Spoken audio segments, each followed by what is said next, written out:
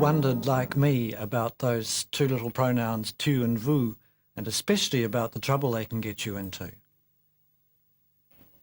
C'est inné, ce vous et ce tu. Hein. C'est pour ça que c'est un problème pour les étrangers. C'est un gros problème, oui, parce que ça choque aussi beaucoup. Si un étranger utilise le tu alors qu'il devrait utiliser le vous, ça sonne faux. Ça sonne très faux, c'est difficile, c'est délicat. Difficult and delicate indeed. An ambiguous art, not only for foreigners, but also for the French themselves, who are increasingly having to be careful with the complex range of social and moral distinctions which the use of tu and vous implies. The difficult thing for us foreigners is that we are to some extent judged by the way we handle these terms, how well we instinctively react to a situation, whether we provoke or avoid embarrassment. It's a fascinating subject, as the variety of attitudes emerging from the interviews that make up most of this program show. I learned French in the days of Saxelby's En Marche, which told us that as foreigners we would have very little occasion to use tu in France. And yet nowadays the young are brought up on methods geared to communication, which heavily emphasise the tu. Our young people increasingly travel to French-speaking countries. If they hear their host families happily using tu among themselves, they can easily be confused if their own use of tu to French adults is a source of amusement or embarrassment. Is it then easier simply to play safe and to avoid the tu, as Barson in his La grammaire à l'œuvre recommends? If in doubt, use vous, which is always correct. The rules for extension of tu are obviously so complex as to suggest the foreigner should avoid abuse. Better perhaps to seem a bit distant than over-familiar. But how far do you go? By introducing a distance not present in English, vous may compensate for the more general yet sometimes specific situations in which tu is appropriate. You may be felt to be cold, though, if you overdo it. Can you win? Any general solution is, of course, quite simplistic. Tu is all around us, especially in the places where today's young people study or meet socially. My own temptation to stick to vous was quickly put to the test 22 years ago when I first went to France. In Besançon, I joined an amateur musical group where I got to know a number of friendly local people. One was a charming lady of about 70 who, like me, played the piano. Another was an excellent cellist, somewhat younger, perhaps 50. We got on well together and played passably well too, but during one of our practice sessions, concentration must have wandered. "Ah, dis donc, madame," I cried to my elderly partner, "ça ne va pas." Our middle-aged companion was horrified. Did you hear him? He used tu to madame. I hadn't realised. As far as I was concerned, dis donc was invariable. I'd never heard dites donc, and it would never have occurred to me to say it. My abuse of tu was very much an accident, since no disrespect had been intended. But it was an important lesson, for I had broken the accepted rule that older people, especially women, are always addressed as vous. Or are they? We shall see a little later that this is perhaps not the case. 9 years after this incident, I was back in France again, teaching English to a group of students of differing ages. I never quite knew whether I should use the tu form if I spoke French in class. Whenever I did, they always replied vous, even those who were my own age or older. I learned later that it's very acceptable for a teacher to use tu to students, but relatively rare for tu to be used in return. This practice did take a bit of a battering in the post-1968 revolution days, when even in schools teachers got to be called tu and addressed by their first name. Pupils would come home and tell mum about Michel, the chemistry teacher, or Philippe, the English teacher. A chink in the old pupil-teacher division was being made, and tu was something of a symbol of challenge to the system. Parents in this period found themselves calling their children's friends tu straight off, but not necessarily knowing their names. With the passage of time, a less informal practice has returned, although there's still much freedom of action. Outside the teacher-pupil relationship, can tu and vous coexist in a conversational exchange? Yes, indeed, when speaking to older relations, for example, but not to close friends. Et est-ce qu'il y a des gens que vous voyez et qui vous tutoient ou vice-versa? Oui, ma grand-mère, mes grands-parents. Oui, mais dans les amis? Dans mes amis, non, assez peu. Non, ça créerait une situation fausse. On ne pourrait pas faire ça. It's also quite possible to maintain the two forms when there's a difference of rank or status between the speakers. Est-ce qu'il y a des gens que vous tutoyez et qui vous voient ou vice-versa, Oui. et que ça se passe de façon continue, sans déranger personne? Ah oui, je peux très bien tutoyer un jeune comédien qui joue avec nous, et puis Oui. lui me dira vous, Oui. ou comme il me dira tu aussi. J'aime mieux qu'il me dise vous d'ailleurs. How can we best define tutoiement and vouvoiement as the using of tu and vous is called? In Robert, we read under tutoyer. Generally nowadays, we use tu when speaking to people with whom we have close bonds of kinship, friendship, or fellowship. It happens more readily among the lower classes than among the middle classes. In some families, it doesn't happen between husband and wife, or from parents to children, and especially from children to parents. Adults tend to use tu towards children. There is a class use of tu from a superior to an inferior, or when wanting to be insulting. On the other hand, we normally use vous to people we don't know, to those of higher status, and to anyone with whom we don't have close ties. Grevis puts it more briefly. In general, tu, te, toi, and the corresponding possessives express intimacy, superiority, arrogance, or scorn. Vous, referring to one person, generally implies formality, politeness, or respect. Since 1965, French Catholics, like Protestants and Jews before them, have used tu when speaking to God. With the change from worship in Latin, a French translation had to be found, and Latin had no vous. Écoute, Seigneur, ton Église qui te supplie pour le genre humain tout entier. Accorde-lui la grâce de l'espérance, qu'elle témoigne de l'amour et qu'elle vive de la foi, afin que les hommes connaissent la paix que tu destines à ceux que tu aimes, tes enfants, ta créature, par Jésus-Christ ton Fils, qui vit et règne avec toi dans l'unité du Saint-Esprit, Dieu pour les siècles des siècles. Amen. Tu, in this context, has been justified by a priest as an expression of love and a re-emphasizing of the value of the person. To use tu is to show faith in a God who gives the promise of a new society. If in their prayers Catholics occasionally forget the change, what does it matter? Since it's really a parallel situation to the change from Old Francs to New. There it's still quite common for the French to mentally convert to the old currency.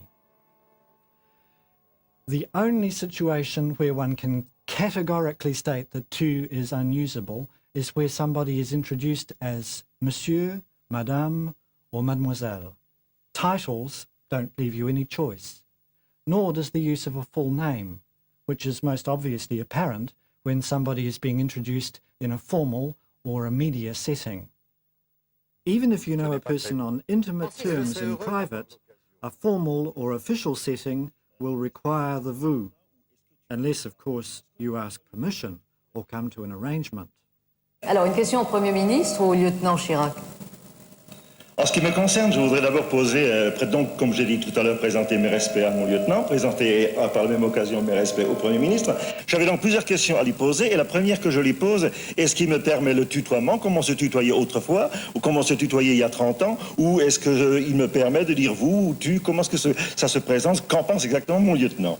Bien volontiers, mon cher Francis, les liens qui nous ont unis et qui ne peuvent pas disparaître comme ça autorisent naturellement le tutoiement. Et ça me fait très plaisir. C'est gentil. Donc j'avais plusieurs questions et en te revoyant, la première qui me vient pratiquement à l'esprit, c'est comment... Dealing with a teacher who's a family friend is but a simple example of this situation.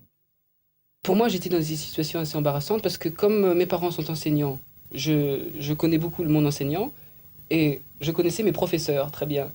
Alors je ne savais pas comment les adresser, tu ou vous. Problème. Oui, c'est gênant. Alors en classe, je leur disais vous, monsieur, vous. Oui, et puis hors de classe, ah salut, ça va bien. Oui, c'est toujours un peu difficile. When the person concerned is somebody of eminence, as in the example shown a few moments ago, it would usually be even more essential that vous be used in public, especially when official duties are involved. This may not necessarily be easy to do, for being on intimate terms with an important person and getting to the stage where you can use tu does rather lead you to boast. Il y a quelque chose de très drôle, c'est que, par exemple, quand on connaît quelqu'un de très important et qu'on a eu l'occasion de le rencontrer dans un cercle d'amis et qu'on arrive à le tutoyer, on s'en fait un peu on s'en vante un peu. Par exemple, on va, vis-à-vis de d'autres personnes, parler de ce monsieur et dire « Oh, je le connais très bien, on se tutoie ». Alors là, ça veut dire vraiment... Très intime. Très intime. Alors que finalement, c'est pas ça, mais il y a un petit côté, une espèce d'approche qu'on a l'impression d'être bien dans les papiers de ce monsieur parce qu'on tutoie. Alors que si ça se trouve, ça ne sert strictement à rien du tout. In a family situation, we're generally led to believe that everybody uses tu. But, as Robert has indicated, this is not always so. Il y a aussi une chose dans certaines familles, il y a un vouvoiement entre les enfants et les parents. Certaines grandes familles. Beaucoup? Ah oui. Pas beaucoup, mais enfin, même actuellement, il y a encore des familles qui... bon, les parents tutoient les enfants, bien sûr, mais les enfants disent vous aux parents. Alors en général, ils ne disent pas non plus ni maman ni papa, comme ils disent père ou mère. Ah non, maman, maman, papa, vous, etc. Ça arrive dans certaines grandes familles. The writer Pierre-Jacques Elias, in an interview with Jacques Chancel, tells of the complex situation in parts of Brittany, where in some localities people use vous to everybody, and in others tu. In some, they say vous to their mother and tu to their brother. In others, tu to their brother and vous to their sister. To such an extent is this a part of life that when running radio programs, Elias always had with him a map of tu-vous relationships, so as to be sure that he spoke to his listeners in a polite manner, and also so as not to be considered pretentious. Stories are often told of listeners rejecting stations whose announcers abuse the tu form. In an article in Le Français dans le Monde, Jean-Louis Calvet gives the extreme case of a family of Breton aristocrats. The mother and father justify their use of tu by the fact that they had been childhood friends, but the other family relationships are less clear-cut. Vous between parents and sons is relatively common in a certain kind of conservative Catholic middle class. Similarly, the tu from mother to daughter is understandable, but the relationships between the children are much more complicated. Tu between the sons. Vous from both sons to their younger sister. Vous from daughter to elder brother. Tu to middle brother. A less dramatic example shows that relationships of this kind do continue to exist and that they can have unfortunate consequences on a personal level. J'ai un exemple de vouvoiement très bizarre. J'ai une de mes amies d'université qui vouvoie ses parents. Et c'est une habitude, donc elle a toujours été habituée à vouvoyer ses parents. Son petit frère les tutoie, parce que ses parents ont changé d'avis en route. Mais cette pauvre fille, pour montrer à quel point c'est pas toujours pratique d'avoir à vouvoyer quelqu'un, je me suis jamais aperçue qu'elle vouvoyait ses parents, jusqu'au moment où une de mes amies me l'a dit. Et là, j'ai fait attention, j'ai écouté. Et je me suis aperçue qu'elle parlait toujours par la voix impersonnelle. Ah oui, qu'elle essayait de ne pas appeler. Donc elle n'appelait pas directement. Elle n'appelait pas. Elle venait d'un milieu particulier, c'était vieille France ou bien... Oui, pseudo-bourgeois. Ah, très bien, ça comme des gens qui se croyaient bourgeois, qui pensaient qu'il fallait être que ça bourgeois, faisait bien. Que ça faisait bien et que bien qu'ils étaient juste des petits fermiers. C'est rigolo. Attitudes to tu and vous can of course change within a family, and continuing practices may at some point be determined on the basis of a mere whim. Bon, évidemment, je généralise, hein. Mais en principe, je ne tutoie jamais, sauf mes parents, que je tutoie maintenant. Pourquoi maintenant? Parce que je les vouvoyais toujours. Quand je les ai toujours vouvoyés quand j'étais petite. Et puis quand j'avais, je crois, 15-16 ans, tout d'un coup, je me suis dit, mais non, c'est fini, je vais les tutoyer. Et je les ai tutoyés. Et eux, vous tutoyez tout le temps? Mes parents m'ont toujours tutoyé. Donc pendant des années, c'était vos parents vous disaient tu et vous répondiez vous. Absolument. Et ça ne vous gênait pas du tout? Absolument pas, non. Et le jour où j'ai tutoyé, mes frères ont décidé de tutoyer. Et puis après ça, 1 an après, j'ai décidé de revouvoyer. Et j'ai revouvoyé. Mes parents ne se formalisaient pas du tout. Hein. Ils étaient... ça leur est égal. Ça leur était égal. Mon père, pas tellement. Mon père préfère le vouvoiement. Et même maintenant, encore quelquefois, je le vouvoie. Pourquoi? Je ne sais pas. C'est difficile, il faudrait demander. The Guide du protocole et des usages, an established book of etiquette in French, reminds us that at one time it was traditional for husband and wife to use vous to one another, and that some still do. Such a practice can pose difficulties. During a dinner, for example, when husband and wife use vous, a male friend might use tu to the wife or a lady friend tu to the husband. For even close friends to appear more affectionate through their use of pronouns than the married couple to whom they're talking can seem paradoxical, and the distinction is now much less commonly observed. Among a certain kind of aristocracy, vous does retain a touch of intimacy. Numerous examples have been cited of a woman who married an aristocrat, insisting that her husband use tu towards her, but that their children say vous, a result being that her sister's children called her tu, but not her own. On the assumption, perhaps, that sons and daughters-in-law never quite become part of the family, it's very common for them to use vous to their parents-in-law, even when the latter use tu to them. This can continue through life, although the story is told of the practice being broken in one family by a flaming row, when the explosive use of tu between in-laws served to restore and seal a more harmonious relationship. Among France's political leaders, it's said that Giscard d'Estaing uses vous to all his family, wife, children, and dogs. That Raymond Barre and his wife use vous, like the Chiracs. In rightist parties generally, the traditional use of vous towards women is maintained. Young parents can often feel sandwiched in their use of tu or vous between the grandparents, to whom children are encouraged to say vous, and their own children, to whom tu is used, and from whom it's just as readily accepted. The magazine Elle, in an article in 1971, quoted in the Guide du Protocole, reflected on the use of tu and vous by a loving couple. Tu, said the author, seems to me to be essential to the intimacy of a loving couple. Vous can separate two people by reducing flights of love, and it's even more terrible during a lover's row, for it creates extremes of distance. I know parents, lovers and husbands, and I am one, who normally use tu, but who reserve vous for punishment or growling. On the other hand, it's not uncommon for a loving couple to adopt a deliberate use of vous to separate themselves off from the mob. Greco's can in this light be seen as more sensuous than the singular equivalent. While the example is quoted of the elderly aristocratic lady speaking of that delicious moment when vous became tu, in more modern love talk, it's vous which introduces a touch of gentle refinement.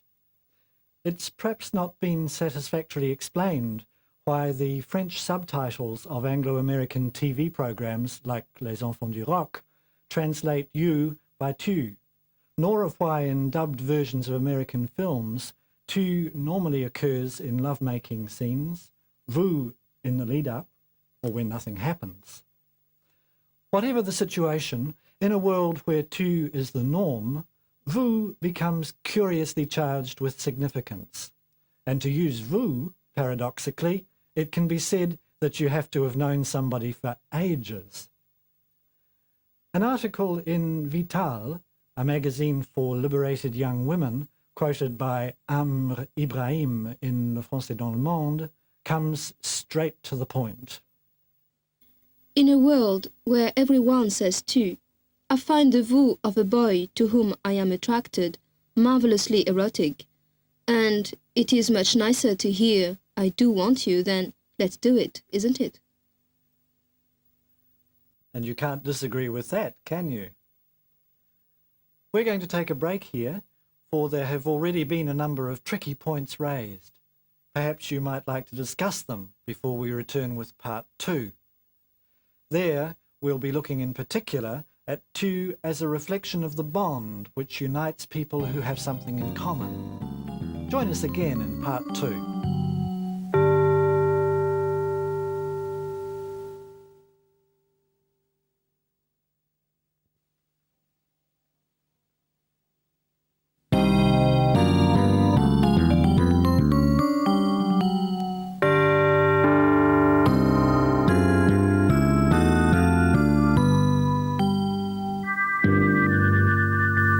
Outside of family relationships, tu is the normal form of address to close friends, as well as to children and young people. Indeed, the French expression for to be on friendly terms with someone is être à tu et à toi. Ouais, bon, moi je tutoie, on se tutoie entre copains toujours. Hein. Même des étudiants à la fac, même si on les connaît pas, on dit tout de suite tu, on va pas leur dire vous, ça ferait pédant. Vous voulez demander l'heure ou un bouquin ou voilà, un truc. on dit t'as pas un bouquin passé, t'as pas l'heure s'il te plaît, des choses comme ça. Every revolution since 1789 has attempted to encourage the use of tu as the normal second-person singular pronoun, and tutoiement has probably become more common since 1968, especially among intellectuals and middle-class people who were young at the time. The 1968 slogan on the walls of the Sorbonne says it all.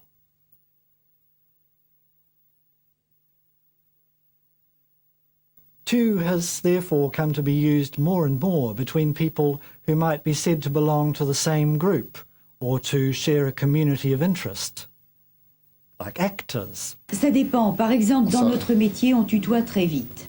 Pourquoi? Je crois que c'est... on ne se connaît pas. On est réunis pour une distribution, pour une pièce. Alors le premier jour, bonjour monsieur, etc. Bon. Déjà, à la fin de la répétition, on prend le prénom automatiquement. Bien sûr, ça va très vite. On n'a même pas besoin de se dire « vous pouvez m'appeler Claude, vous pouvez m'appeler Françoise ». Non, ça se fait très vite. Et puis, selon la pièce qu'on répète, il y a un contact très direct, bien sûr, puisque à partir du moment où on répète une pièce, on n'est plus soi-même, on est déjà l'autre personnage. Et donc, le tutoiement vient très vite. Je crois que ça vient de là. Et dans une autre profession... Members of the Socialist and Communist parties regularly use tu, although François Mitterrand, no doubt for reasons of hierarchy, is said only to use tu to his wife and children. Members of the Club Méditerranée were always expected to use tu, which represented the escapist, dreamlike holiday world that they all sought. It's interesting that a newspaper article commenting on the 1983 Franco-African Summit at Vitel, held in Club Med premises, stated whimsically that the compulsory tutoiement of the club didn't extend beyond the security fence around the heads of state. Nowadays, tu in the club is not so automatic, and its founders, at least, use vous among themselves precisely as a means of preserving their difference.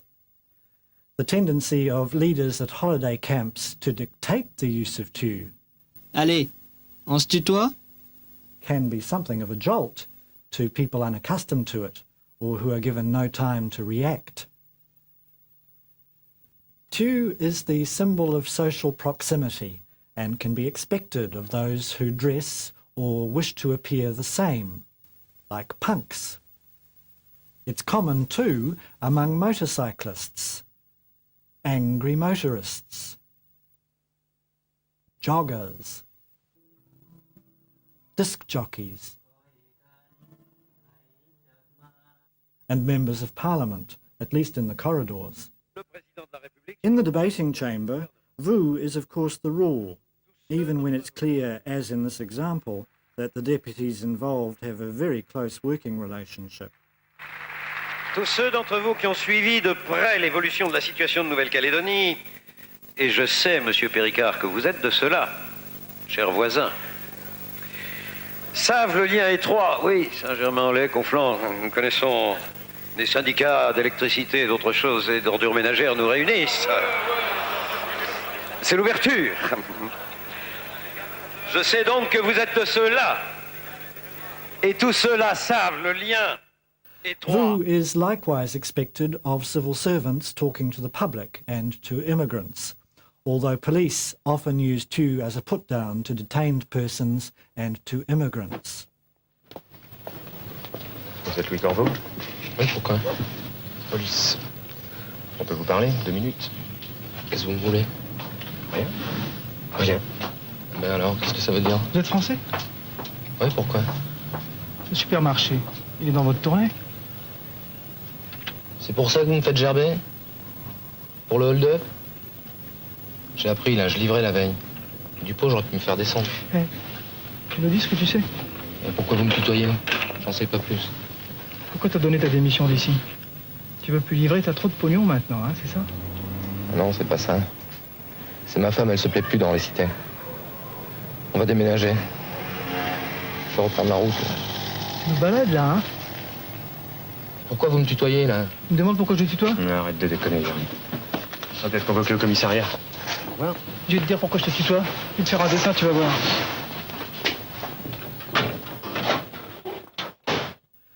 Militants and soldiers, interns and prisoners, Freemasons, former members of the resistance, although not collaborators, all use tu. Marshal Juin is said to have been the only person to use tu to de Gaulle, since they had been to the military college of Saint-Cyr together. Former members of the École Polytechnique use tu, whatever their rank or year of graduation, although it can't be taken for granted in management or industry, even between equals. Nor has the custom been applied to graduates of the École Nationale d'Administration. It would be somewhat startling to hear a young civil servant use tu to a prefect or a managing director, just because they'd been to the same school. If used automatically, any significance is of course removed from the pronoun involved. There seem to be no formal rules against the use of tu, except in the army, where a 1975 disciplinary regulation reads, When on duty, the use of tu is strictly forbidden. No doubt this is intended to prevent paternalism from officers, although privately it's claimed that the sergeant who allows himself to be called tu is finished. This is perhaps because tu is inevitably directed to the person rather than to the office, and can therefore become unsettling. For example, it's rather harder to avoid in the metro the call, "Ya got a franc?" than the slogan,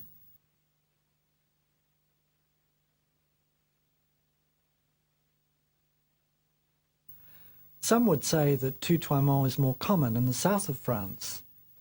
Michel Butor, in his Passage de Milan, has one of his characters say of another, Could Antonin be a childhood friend? At his age, presumably an older man, it's not easy to accept tutoiement, however much one might think oneself a southerner. Education is, of course, the dominant field in which tu signifies a common bond of interest. Quelqu'un que vous rencontrez pour la première fois, vous dites tu, vous, ou ça dépend? Ah non, ça dépend, ouais. Si c'est quelqu'un, par exemple dans le monde enseignant, les gens se tutoient très vite. Un enseignant qui rencontre un autre enseignant, par exemple un stage de ski, même s'ils ne se sont jamais vus avant, ils se diront tu tout de suite. Pourquoi les enseignants? Parce que, je sais pas, il y a un esprit corporatif dans l'enseignement qui n'existe pas dans les autres professions. Alors ils se sentent beaucoup plus proches l'un de l'autre. Je sais pas pourquoi exactement. Mais il est vrai que quand j'étais professeur, par exemple, je vous voyais mon principal, certainement aussi la surveillante générale, ces gens-là. Mais entre professeurs, on se tutoyait tous. Et on s'appelait par le prénom? Et on s'appelait par son prénom. Et les élèves? Bien qu'il y ait certains professeurs qui n'aimaient pas trop qu'on les tutoie. Mais je m'en fichais à l'époque. Surtout quand j'avais 18 ans, ça me plaisait bien de les tutoyer tous. C'était mon tour d'être de l'autre côté.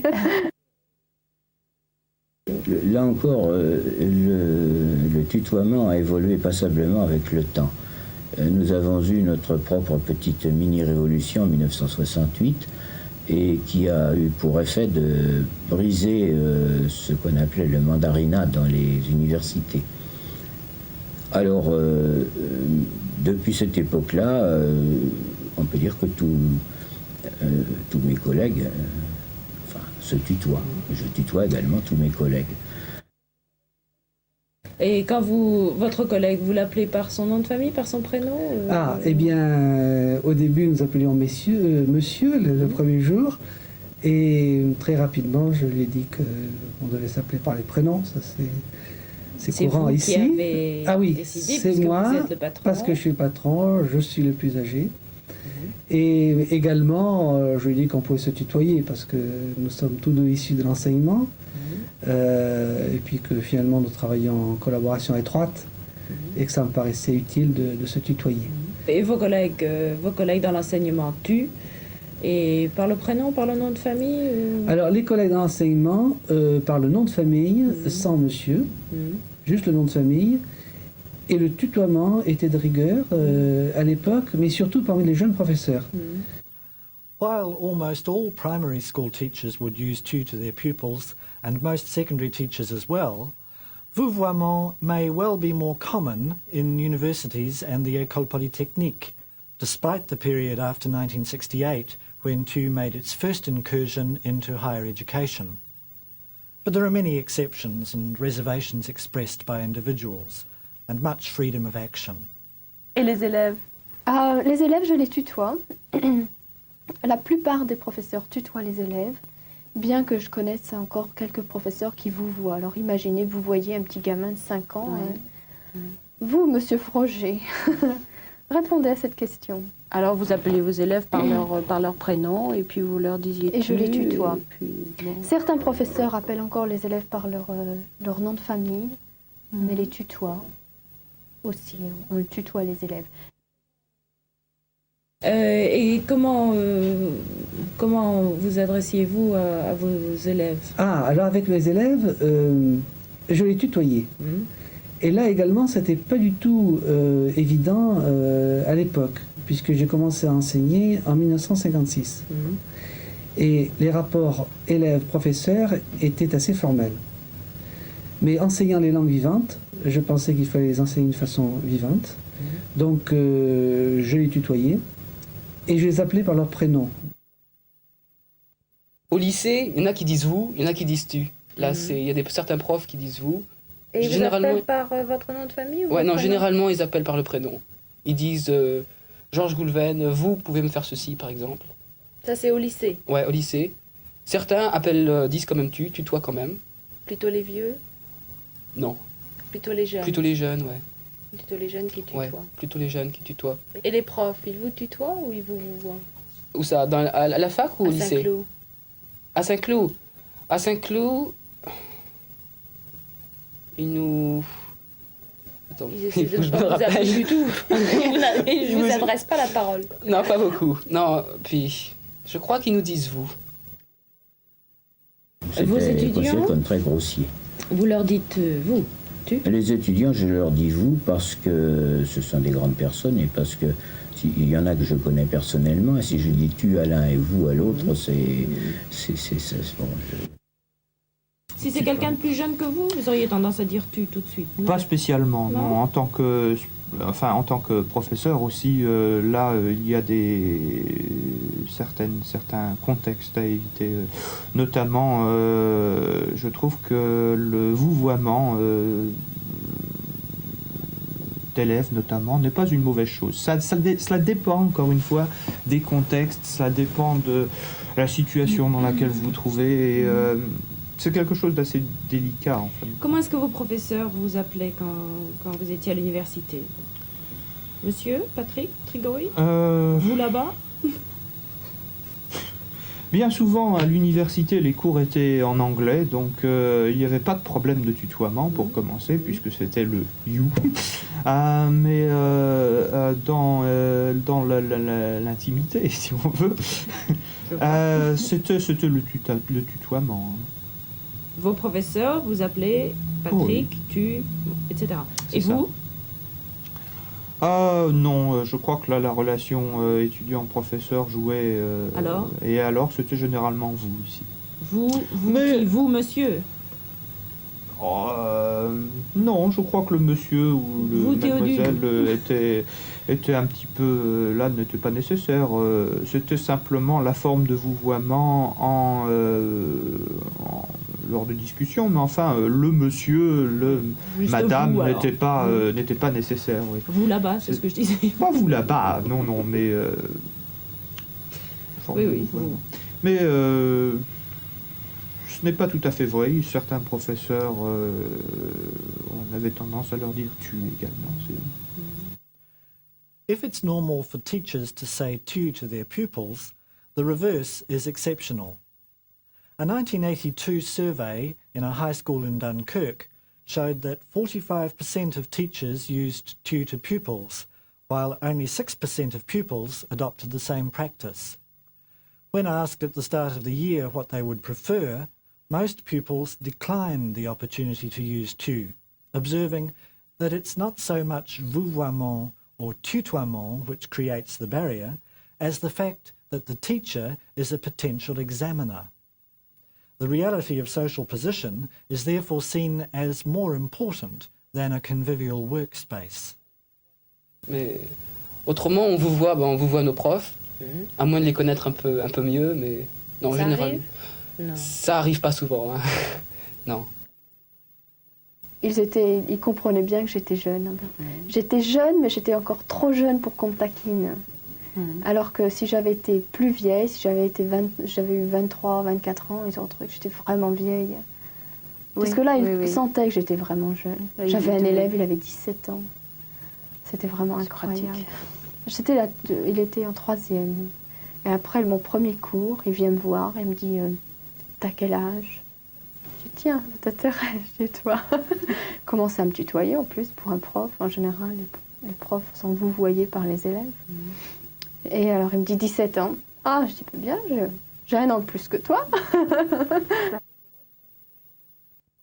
Les élèves vous voient.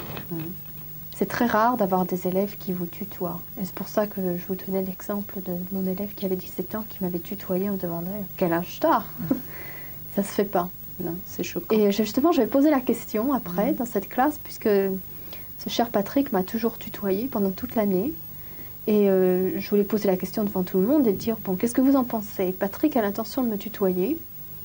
Vous faites ce que vous voulez. Si vous avez envie de me tutoyer, vous me tutoyez. Si vous préférez me vouvoyer, vous me vouvoyez. Et les élèves ont trouvé que c'était bien de poser la question. Et on dit qu'ils préféraient vouvoyer. qu'ils étaient habitués à vous voyer. Par contre, quand on se retrouvait dans un pique-nique ou que si je les rencontrais au cinéma ou quelque part, on a organisé des soirées de temps en temps, et plus facilement, ils retournaient vers le tutoiement. Donc, oui, ce qui fait qu'on peut utiliser les deux. Mais je crois que c'est très rare. En général, les élèves vouvoient leur professeur. Oh, oui. There is also the question of authority to be preserved, especially over an employee. This can often lead to vous being used in the work situation and tu outside. Vous provides the barrier between working and private lives. Disons que la position de Claude est un petit peu différente parce qu'il est à la fois comédien et à la fois directeur de tournée. Donc sa position est un peu... Parce que le jour où j'ai envie de dire quelque chose, si par exemple quelqu'un ou cette personne-là arrive en retard ou loupe un train et qu'il nous faut louper un avion, je suis très mal, je suis pas à l'aise pour lui dire ce que j'ai à lui dire. Ça me gêne. Oui, il vous faut Si c'est un jeune gars qui arrive et puis qui commence à vouloir casser la baraque ou faire ça se produit aussi, j'ai pas envie qu'il me tutoie parce que je veux garder mes distances et le remettre à sa place le cas échéant. C'est difficile, hein. Je crois que c'est une question de fluide, d'atomes crochus. A curious category is that of people who use to provided they have no continuing relationship, especially in the work sphere. And there are absurd consequences when a normal use of tu between friends or colleagues cannot be kept up in public. The anecdote is told of a courageous attempt by a junior employee to use tu to his senior colleague, with whom he was beginning to feel at ease, in the presence of a third party. Vous was immediately used by the senior person to re-establish a distance mistakenly broken by tu. His subsequent comment to his underling is significant. It was wrong of you to use tu to me in front of Xavier. I never again have authority over him. The lesson to be learned, perhaps, is that we should never refuse to use vous to somebody who is in a position to fire us tomorrow. Ibrahim, in his article in Le Français dans le Monde, gives two further examples of office situations where you mustn't use tu.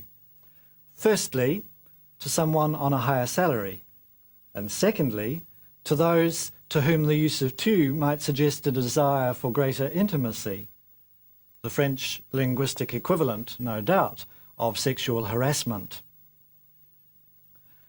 The importance of position is amusingly illustrated in publicised incidents involving François Mitterrand, such as when an old socialist could no longer hold back from tu when addressing the new president in May 1981, but thereby committed a significant gaffe. Ah, François, if only you knew. I've been waiting for this for 40 years. Or when, while Mitterrand was still party secretary, a militant in a provincial meeting called out to him. Allez, on se dit tu? With Mitterrand's rejoinder, Comme vous voudrez. the reality is that it's still considered unacceptable for reasons of hierarchy, authority or respect to use tu to upper management, to statesmen, or to those who have significantly different character, status or age. In the video-based advanced French language course entitled Lyon à la Une, made by a team of Scottish University French teachers from film shot in Lyon in 1983 and now in use in many universities, there's an interesting example of this usage when a respected chef addresses his waitress Sylvie as vous, and where tu would clearly have been thought insulting.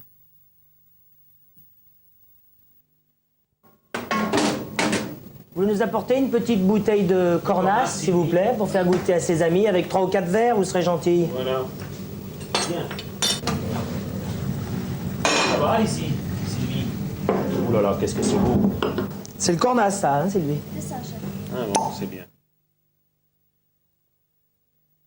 Tourner. Évidemment, ça chauffe un peu plus au fond. Oh là là, dis donc, extra. Pas trop de crème, hein, Sylvie? savez que c'est défendu.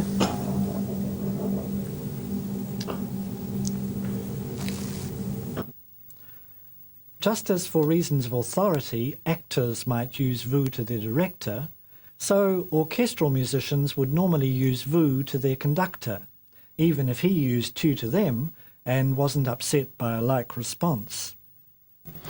Quand on a affaire à un orchestre, par exemple, où il y a... Ouais, ils sont facilement 80 musiciens dans un orchestre. Pour une raison que j'ignore, certaines personnes, je les vous vois, et la presque totalité, je les tutoie. Mais eux me vous voient. Alors, en général. attention, eux vous voient tous, Non, pas tous. mais en général, En eux général, vous voient. oui, parce que c'est une espèce d'habitude hiérarchique. Voilà, parce que vous êtes le Parce que je suis le chef. d'orchestre. Alors la majorité me vous voit, certains me tutoient. C'est pas forcément parce que je suis plus copain avec eux, Non. mais parce qu'ils ont le tutoiement plus facile. D'accord, alors il y en a beaucoup qui vous voient et vous leur répondez tu. Moi, Et je ça ne réponds gêne tu. personne. Ça gêne personne. L'un dit tu, l'autre dit vous, et on ne fait pas attention. On fait pas et, attention, et ça n'a aucune importance. Je crois que ça n'a aucune importance, j'espère. The corollary of this observance of authority is the deliberate use of tu by a supervisor to show solidarity with staff or to reduce any power differential. Such a case is observable in the Scottish course material, and it's interesting that in this case, the staff member feels unable to return the tu. Nous avons mis au point une politique commerciale où nous demanderons à chacun, aussi bien aux achats que sur le terrain, de suivre journellement les articles de base. C'est-à-dire que toi, Villa, tu devras suivre le Lansoul, tout ce qui est Lacoste, le polo manche courte, le t-shirt unis sont vraiment des articles que tu ne devras jamais On pourra se manquer. réassortir Tu peux te facilement. réassortir en adressant les documents au bureau d'achat qui les fera suivre aux réserves. Et ces séries-là, c'est vraiment les articles sur lesquels on a misé. Et puis il y a un gros problème, je vous en parlerai, les retouches. Ah bon? Je vous l'ai dit. Hein, Ah oui, tu m'as dit que les clients n'étaient pas contents, on va se payer les on n'est pas retouches. content Ah, et tu as fait ton il n'y a enquête? que Lyon qui fait payer les retouches. Oui, ça, au c'est 15e rare. groupe. Parce qu'à la fin, elles les font payer à Paris, mais pas au 15e groupe. Bon, tu fais bien de me dire tout ça, j'essaierai de débattre Alors, ce vous le problème la notez semaine bien, prochaine. parce oui, que parce que là, c'est vraiment nous, un problème. on nous dit que la confection ne travaille pas par rapport Non, mais aux c'est certainement autres, un handicap. mais ça nous fait quand même un gros handicap par rapport aux autres succursales qui, eux, ne font pas payer. The problem of tu and vous, then, revolves around the gradations that exist between the familiar and the formal, as Jean-Louis Calvet observes in this diagram. This is going to be something which we shall need to pay quite close attention to. We'll do that in part 3.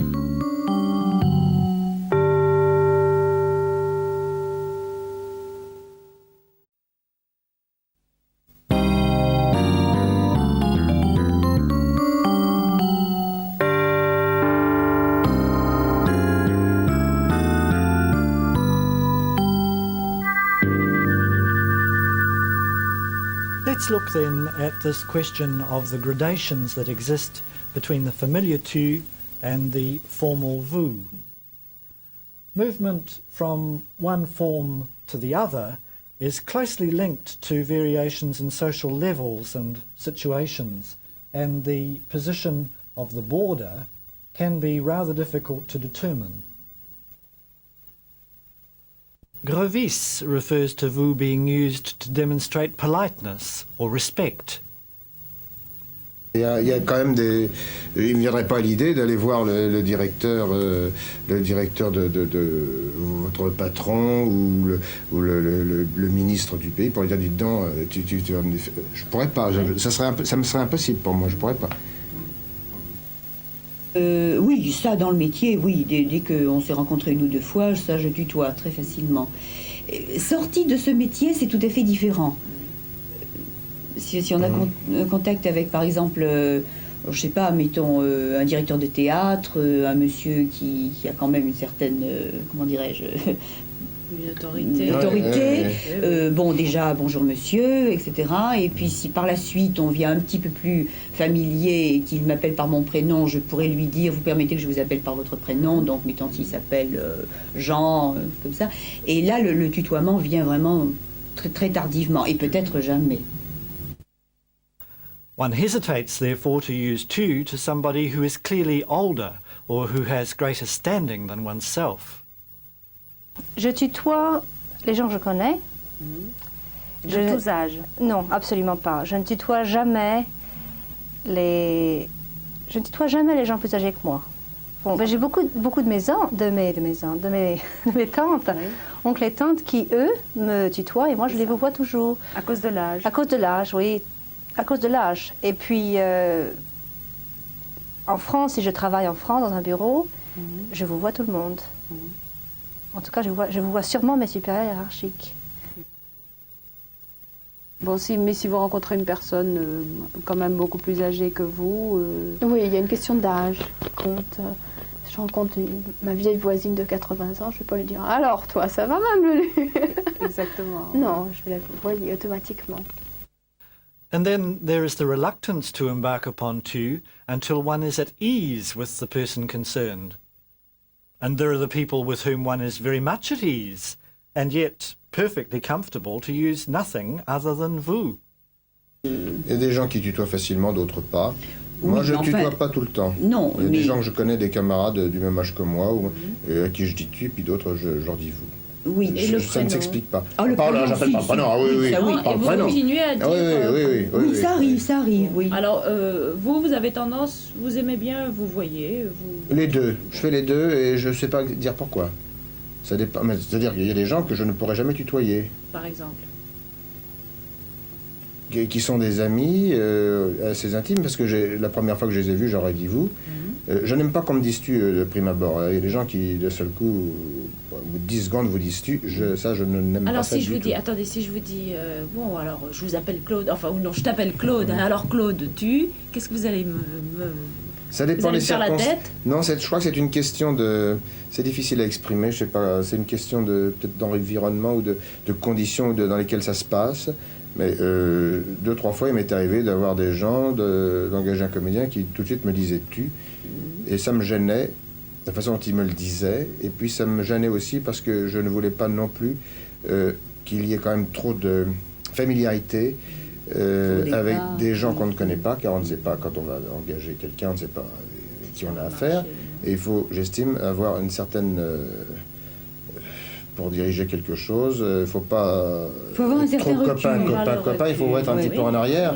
Et il y a des choses... c'est pour ça que peut-être moi, je ne dis pas tu à tout le monde. Alors vous lui dites quoi à ce jeune comédien? Je réponds tu, mais ça ne me plaît pas. A good indicator of socially acceptable practice is the way in which radio talkback hosts use tu or vous when answering calls from listeners. Calvé points out that for undeclared reasons, the tendency is for some hosts to use tu to the young, especially males, vous to women and older men. This used not to be an uncommon practice generally. Quand j'ai débuté, j'avais 23 ans. Et il ne me serait jamais venu à l'idée, à l'époque, de tutoyer quelqu'un qui aurait eu un homme, je ne parle pas d'une femme naturellement, mais d'un homme qui aurait eu 30 ou 35 ans. Je ne dis pas une femme parce que alors là, le code encore plus strict était encore plus strict. Et le tutoiement ne s'imposait pas du tout. Et si vous, bon, disons une femme, je sais pas, la femme d'un collègue que vous avez l'occasion de rencontrer assez souvent, vous en avez assez de l'appeler madame ou rien du tout, qui va décider du changement, ou peut-être de l'utilisation du prénom ou du tutoiement éventuellement? Qui décide? C'est vous? C'est elle? C'est le plus vieux? Le plus... Oui, alors là, ça dépend des cas. Ça dépend des cas. Le tutoiement reste très rare, mais peut-être parce que je suis d'une génération où le tutoiement est resté très rare, et surtout entre hommes et femmes. Encore plus qu'entre hommes. Pourquoi? Pourquoi? Peut-être une barrière. Le tutoiement suggérant une certaine intimité, ou un début d'intimité, et gardant cette valeur-là. Alors, actuellement, même avec des amis, de très bons amis, des amis même depuis 15 ans ou 20 ans, des épouses d'amis ou des amis de ma femme, je ne tutoie pas. Il y a très très peu de personnes que je tutoie. And of course, it used to be more difficult for people in the 45 to 50-year age bracket to use tu, given its rarity. One solution in vogue after 1968 was for pre-68 friends, even close ones, to continue to be called vous, with post-68 friends, even those not necessarily close, to be called tu. Nowadays, young men and women seem quite at ease with tu. C'est une chose qui est maintenant beaucoup plus répandue encore chez les jeunes qui ne se connaissent pas du tout. Par exemple, un garçon qui demande son chemin à une fille, lui dit tu immédiatement. Et la fille lui répond tu sans être le moins du monde choqué. À l'époque, quand j'avais cet âge, bien entendu, ça ne se faisait pas du tout. Pas du tout. C'était considéré comme très grossier. And even older women may not necessarily be excluded from an immediate tu. D'accord, vous rencontrez quelqu'un, bon, prenons un exemple, une femme plus âgée que vous, qu'est-ce que vous lui dites? Dites-vous. Oui, dans la plupart des cas, oui. Bon. Mais ça dépend peut-être de la manière dont elle va être habillée, ça dépend de la manière dont elle va se comporter en fin de compte. Ça dépend de ce qu'elle a dit auparavant, ça dépend du fait, est-ce que je la connais, est-ce que je sais que mes amis la tutoient ou non, peut-être. Ça dépend de beaucoup de choses, c'est tout un... Il y a différents aspects qui entrent en ligne de cause ici et qui font que, en fin de compte, même une femme plus âgée que moi, avec laquelle je vais discuter pour la première fois, il est possible que je vais la tutoyer dès le premier... What happens when you've got to know somebody sufficiently well to venture into the tu form? French people find their own ways of making the transition, which tends to happen reasonably smoothly once the critical point in a relationship has been reached. A common practice involves a form of contract, with mutual acceptance of the change once this has been initiated, perhaps by the eldest, perhaps by the most qualified, perhaps by the woman. Comment est-ce que vous allez passer du vous au tu? Je pense que vous allez commencer quand même avec les premières phrases, bonjour madame, comment allez-vous, etc. Et comment est-ce que vous allez passer au tu? Ah, bien souvent, c'est simplement, on donne les règles du jeu oralement, c'est-à-dire, oh, tu peux me tutoyer automatiquement. Ou alors, j'ai trouvé qu'en français également, lorsqu'on pose la question, surtout lorsqu'on en discute, hein, c'est ça, on va comment est-ce que tu t'appelles bien souvent, et avec le nom, avec la connaissance du nom de la personne, eh bien, on donne un petit peu l'autorisation d'utiliser le tutoiement. Surtout si c'est, d'après la manière britannique, les Britanniques ont d'habitude tendance à utiliser les prénoms. Alors qu'en français, c'est un petit peu, je crois, l'utilisation du tutoiement qui remplace cet usage un petit peu. Alors, on aurait tendance donc à dire monsieur. Vous êtes lecteur à l'université, et Patrick, tu es. Voilà, je pense que c'est quelque chose de plus. Mais donc, si vous me dites mais appelez-moi Patrick, je vais avoir tendance alors à dire Patrick, tu... Non, justement, moi personnellement, je vous dirais jamais mais appelez-moi donc Patrick. Justement, je trouve qu'il y a un petit peu une... Vous diriez appelle-moi? Oui, appelle-moi Patrick ou appelez-moi monsieur. Mais... c'est un petit peu une contradiction de termes ici entre appelez-moi Patrick. Justement, on va dire par exemple, je vous en prie, appelez-moi Monsieur Trigori, peut-être plutôt que de vous appeler votre Excellence ou n'importe quoi. Mais appelle-moi Patrick, automatiquement, je crois, appelle aussi le tutoiement. Alors comment est-ce que vous allez passer du vous au tu? Vous rencontrez quelqu'un à peu près de votre âge, vous commencez à discuter. Eh bien, généralement, on se dit, ça t'ennuie pas maintenant, je te tutoie. Est-ce que je peux tutoyer maintenant? Alors attention là, vous dites, ça ne t'ennuie pas? Oui. Et là, on voit comment la personne réagit. Donc vous passez carrément. On passe carrément au tu, et puis la personne réagit, ou alors On voit que... Elle dit... Ouh, je ne suis pas trop sûre. Mais ça dépend. Hein. Mais généralement, on dit bon. Mais on tutoie... généralement, je ne passe pas du vous au tu sans au moins... Sans prévenir. Sans prévenir. Bon, vous dites, bon, maintenant, ça suffit, on va passer au tu. Absolument. Et de votre part, c'est un geste d'amitié ou non, c'est plus facile. Pourquoi c'est plus facile? C'est plus facile parce que finalement, je tutoie plus de gens que je n'en vous vois, je pense. C'est peut-être parce que vous voyez plus de gens de votre âge. De mon âge, oui. Bon, mais si vous commencez avec vous, comment est-ce que vous allez passer du vous au tu? Ça, c'est un problème. Oui, c'est le problème. Bon, alors si on est la meilleure façon, c'est de poser directement la question quand on croit qu'on a connu quelqu'un assez longtemps et que bon, on a eu des activités communes. On dit vous permettez que je vous tutoie maintenant ou des choses comme ça. Alors, bon, généralement, l'autre va pas dire « Oh, non, non. » Comment? Généralement, il accepte. Et puis, donc, c'est bon. Dis-tu.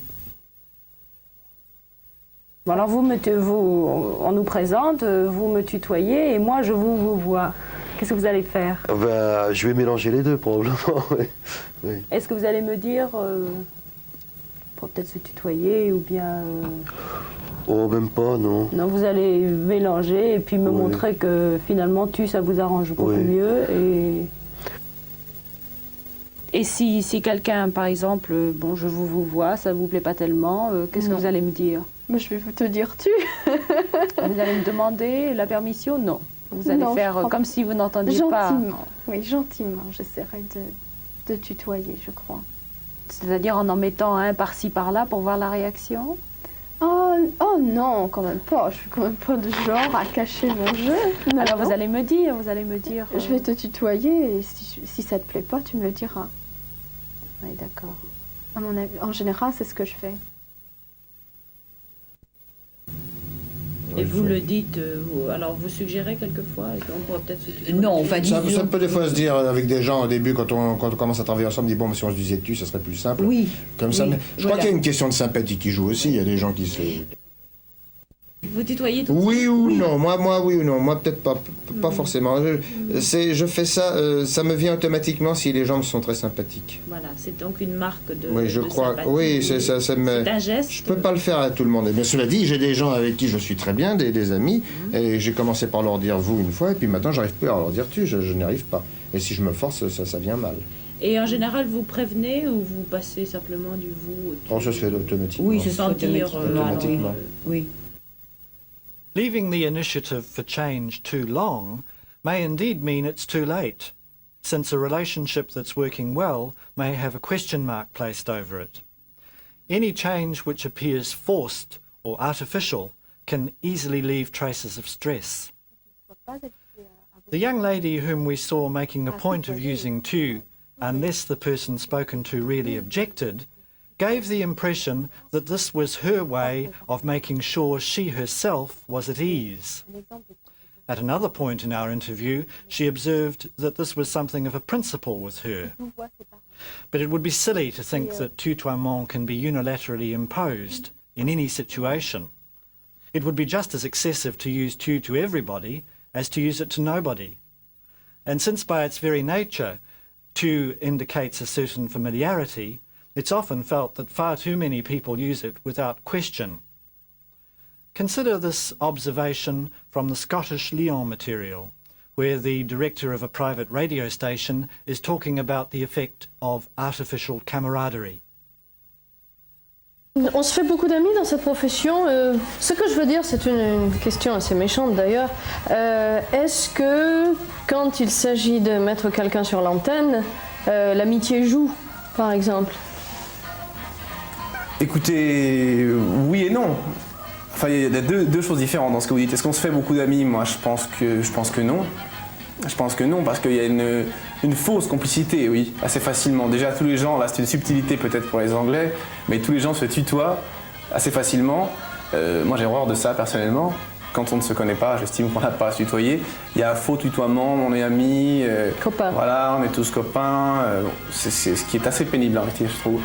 Donc de ce fait, on peut croire qu'il y a une amitié qui se crée, mais c'est faux. En réalité, chacun cherche à défendre son intérêt, etc. À tirer la couverture. Bien sûr, bien sûr.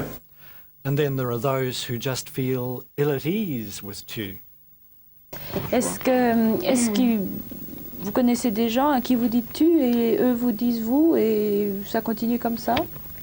Puisque vous aimez dire tu, il doit bien y avoir des gens qui continuent à vous voyez. Et vous, oui, il y a un exemple. À Adélaïde, j'ai rencontré une femme qui était très très bourgeoise, assez jeune pourtant. Et on me l'a présentée. Moi, je dis bon, bah, je tutoyais automatiquement. J'ai même pas pensé qu'elle voudrait me vouvoyer. Et elle me vouvoyait toujours. Alors je dis, ça t'ennuie que je te vois parce que je vois que tu continues à me vouvoyer. Et ça t'ennuie que je te tutoie. Oui, pardon, parce que c'est embêtant, mais mais justement c'est intéressant. Et alors, elle m'a dit, non, mais elle me dit, c'est assez difficile pour moi de vouvoyer. Mais elle dit, j'essaierai de te tutoyer. Et elle l'a jamais fait. Et moi j'ai continué. Elle ne pouvait pas. Oui. Il n'y a pas de raison que je change. Et ça ne vous moi. gênait pas? Non, non, moi on ça me fait pas gêne attention pas. de toute façon. C'est certainement le côté le plus ennuyant parce que moi ça me gêne pas de tutoyer les gens. C'est en général les gens qui se sentent un peu obligés de vous tutoyer après qui se sentent certainement un peu gênés. Oui. Plus que dans l'autre sens. Donc elle me vouvoyait, je la tutoyais.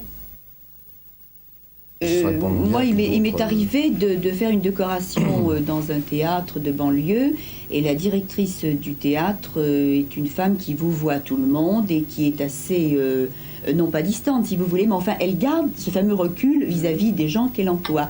Et elle me disait, madame, bon, ou mademoiselle, je sais plus, enfin, madame Maugeret. Elle disait, madame Maugeret, voilà.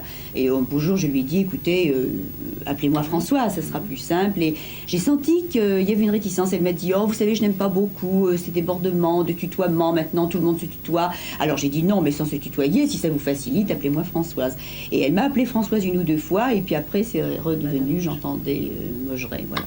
Madame Maugeret ou mademoiselle, enfin. It's perhaps as a result of such reactions that vous is making something of a comeback in modern French, for an over-familiar use of tu may often provoke responses like Je dois le connaître, puisqu'il me tutoie. Meaning, I must know him, for he used tu to me. Or, Dites donc, nous n'avons pas gardé les cochons ensemble? Which doesn't work in a direct translation, but means roughly, what are you being so chummy for? As Jacques Chancel observed in his interview with the writer Elias, vous, in the best of situations, can be intimate, and tu, vulgar. The case is quoted of an abandoned teenage dropout who had passed through a succession of counsellors and educationalists and who, after countless put-downs, only started to blossom and respond when greeted by a psychologist who addressed the young person as Monsieur, vous, rather than the habitual paternalistic tu. At last, he could feel, someone who shows respect. So, where does this leave us all, if not a trifle confused? Simply with the realisation that tu and vous are reflections of changing social realities in French society, and that native speakers are often just as bemused by the difficulties of choice as non-native speakers of the language. Prévert's famous lines in Barbara provide a simple solution, perhaps too simple. Je ne m'en veux pas si je te tutoie. Je dis tu à tous ceux que j'aime, même si je ne les ai vus qu'une seule fois. Je dis tu à tous ceux qui s'aiment, même si je ne les connais pas. Attitudes in the real world are rather more complex, as those who have helped us in this program most clearly demonstrate. Alors vous tutoyez les copains, les gens de votre âge. Je tutoie des copains, mais je ne les tutoie pas la première fois que je les vois. Généralement, je les vouvoie. Le vouvoiement est une chose formidable. On peut créer une distance juste par un mot. Enfin, c'est très agréable. Même au courant d'une discussion, on peut très bien montrer son désaccord avec le vouvoiement. Tout d'un coup. Pensez. Absolument. Oui, oui. C'est vrai, c'est très pratique. Oui, c'est vrai. Et très souvent, mes parents me tutoient et puis ils glissent un vous par moment. Je sais très bien ce que ça veut dire. Ah, très bien, ça. C'est pratique. Oui, alors là, ça dépend des cas. Ça dépend des cas. Le tutoiement reste très rare, mais peut-être parce que je suis d'une génération où le tutoiement est resté très rare, et surtout entre hommes et femmes. Encore plus qu'entre hommes. Pourquoi? Pourquoi? Peut-être une barrière. Le tutoiement suggérant une certaine intimité, ou un début d'intimité, et gardant cette valeur-là. Alors, actuellement, même avec des amis, de très bons amis, des amis même depuis 15 ans ou 20 ans, des épouses d'amis ou des amis de ma femme, je ne tutoie pas. Il y a très très peu de personnes que je tutoie. Moi, j'ai par principe de tutoyer le plus possible parce que je n'aime pas trop vous voyez. Pourquoi? Et je n'oublie mes conjugaisons. Non, c'est pas pour une raison pratique. C'est pour une raison que je n'aime pas quand vous voyez crée une barrière. Automatiquement, crée une différence entre les deux interlocuteurs. Et je crois que ça me plaît pas mal de tutoyer les gens qu'on devrait vous voyer en général. C'est certainement par provocation. Aussi. Pour essayer de leur faire laisser tomber cette façade. Ces vieilles habitudes, oui. Et à qui vos collègues au travail, vous leur dites tu ou vous? Moi, je dis tu systématiquement. À tout le monde? À tout le monde, oui. Bon. Sauf à des gens qui sont nettement plus âgés que moi. Bon. Je tutoie, je dois dire, ça se fait de plus en plus maintenant en France. Bon. Vous tutoyez donc tout de suite quand vous rencontrez quelqu'un, vous présentez à quelqu'un, vous dites non? En général, oui. S'il est de mon âge ou plus jeune, oui. Si c'est quelqu'un de plus âgé, non. C'est un problème qui ne me tracasse pas du tout, moi, parce qu'en fin de compte, je pense que il faut être très libre dans ce domaine, et je crois qu'on a presque inconsciemment la solution. Dès qu'on parle à une personne, on sent inconsciemment, enfin instinctivement, si l'on peut ou si l'on doit quelquefois utiliser le tutoiement. Il n'y a vraiment pas ce problème dans la langue anglaise. Oui, c'est merveilleux. Ça, je dois dire merveilleux. que finalement, c'est beaucoup plus facile. C'est peut-être pour ça que vous vous appelez plus facilement par les prénoms. Oui. Parce que ça crée un lien beaucoup plus amical. Oui, plus parce que affectif. finalement, la plus grande barrière difficile à franchir, c'est le tutoiement par rapport au vouvoiement. Quand il n'y a pas déjà ce problème, le problème du prénom, c'est beaucoup plus facile finalement. En français, il y a toute une gamme. In French society, some observers have seen the extension in the use of first names and tutoiement as a reflection of the breakdown in rigid conventions, as a means of individual self-assertion. But it's clear that vouvoiement is still very much an available tool in the redistributing of the traditional elements for expressing distance. And what about French outside France? José Deulofeu from the University of Provence in France found he wasn't having much success in getting his big car into a narrow park in Montreal. Up came the casual but friendly young attendant to help. Hop out, leave me your keys, and I'll take care of your car. Such astonishing familiarity, but very much okay in Quebec. Where are we left? Probably only with the general ground rules that we started with, and the desirability of erring on the side of caution. As for a transition from the safety of vous, best leave the initiative to the French. And Quebec is another story. Oh, by the way, did you ever think that it mightn't be a question of tu and vous at all, but of intonation? Now, what about that for a thought?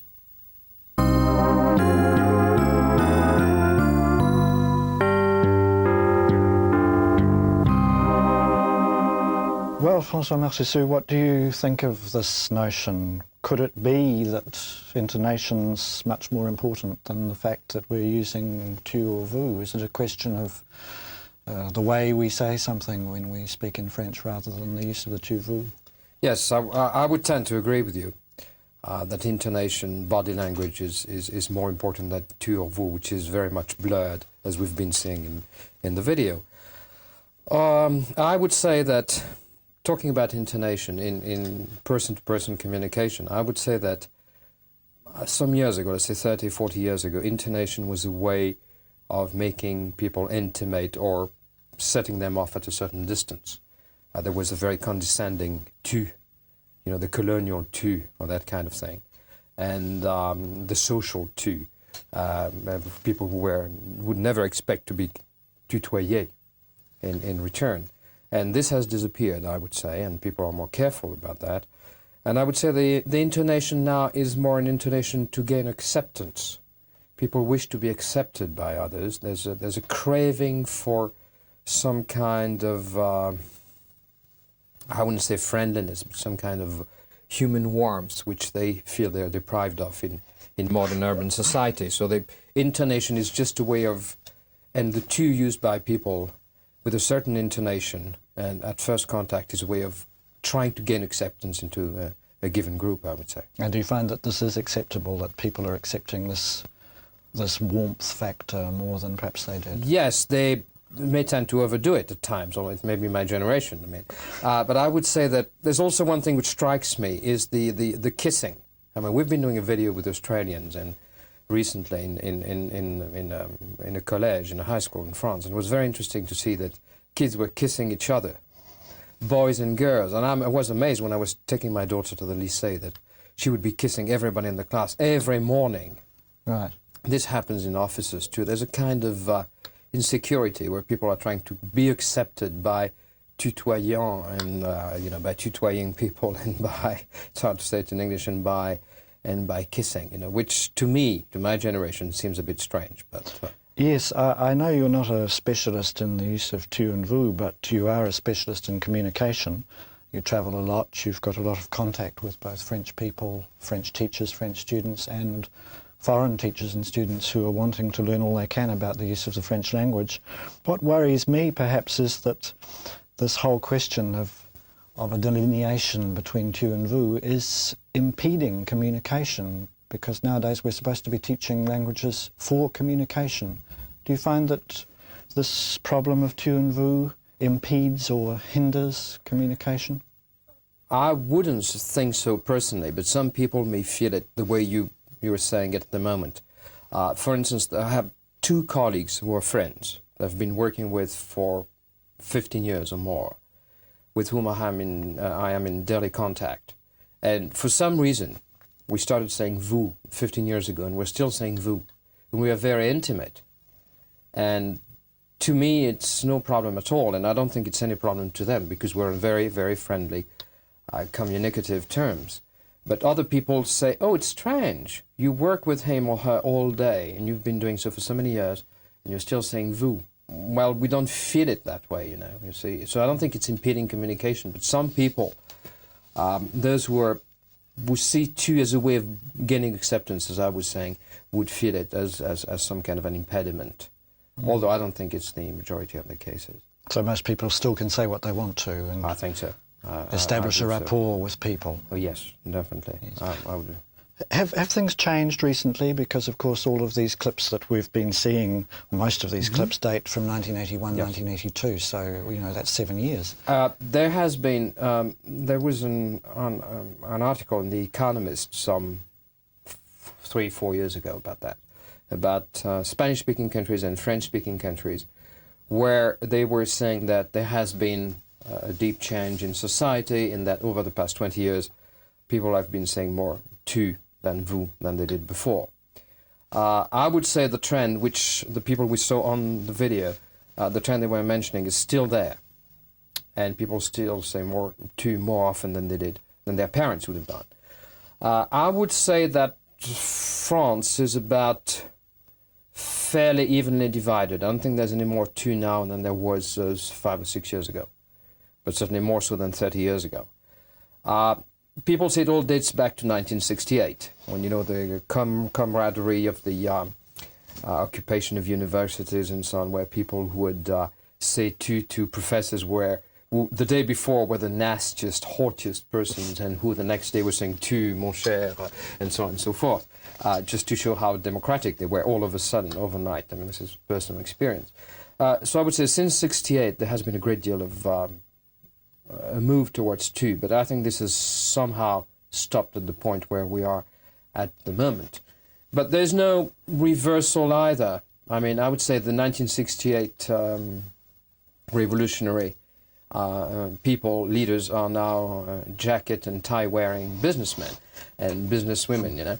And but there's no, which means a reversal in the dress code, but there's no reversal in the tu. I think we're fairly static. Now, talking about other European countries, in Spain it started before the demise of the Franco regime, and everybody in Spain says tu to everybody except the king, to whom you say Majestat, Your Majesty. It's the only person in Spain who is being addressed third person, but the vous, the usted, has disappeared. Whereas in Latin American, Spanish-speaking countries, it's tu and vous, I mean, or the equivalent, tu and usted, is about the same as in France, I would say, at the moment. Concerning Quebec, another French-speaking country, the tu was part of the quiet revolution of the 60s, the discovery of tu, where people would say tu, tse, with the dental Québécois. So it's very, very widespread, perhaps more so than in France. But I was absolutely amazed to see in Quebec, perhaps there's a certain reversal there, that there are some country tendencies, which I have seen also in the country in France, where people in their 40s or 50s would say vous to their parents. It's a kind of traditional vision of society. There's no snobbery involved. It's rural, and I've seen that in Auvergne in France as well.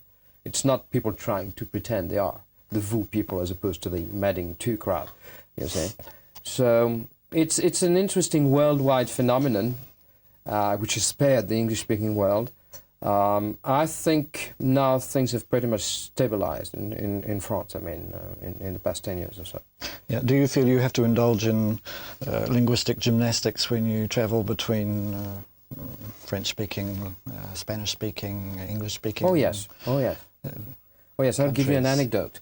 I mean, I was invited by the University of Murcia in Spain, a large southern Spanish city, and I was going to give a seminar in English, and the person in charge of the English department was the Vice-Chancellor's wife, and so I only had letters from her in English, and I picked up the phone when I got there, and I called her.